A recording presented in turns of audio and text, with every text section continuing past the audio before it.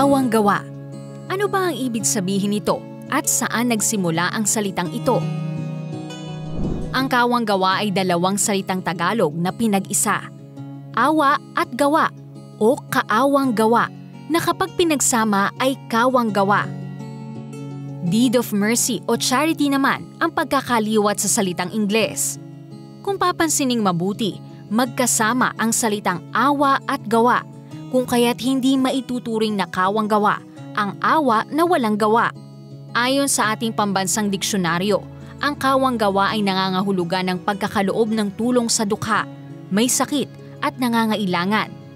Isa pang kahulugan ng kawang gawa ay anumang serbisyo o bagay na ipinagkakaloob sa nangangailangan. Pero alam ba ninyo na hindi lamang ang mga natutulungan ng isang pagkakawang gawa ang nabebenepisyohan nito? Pati ang mismong gumagawa ng pagkakawang gawa ay mayroong nakukuhang mabuting bagay. Ayon sa mga eksperto, bumubuti ang pakiramdam ng isang taong mapagkawang gawa. Mas sumasaya at nakakatulong na malabanan ang pakiramdam ng sakit na depresyon. Napatunayan ding nakakababa ng blood pressure at stress ang pagkakawang gawa. Kaya mabuti na lakipan natin ng gawa kung tayo ay makaramdam ng awa para maituring ito na kawang gawa. Now you know!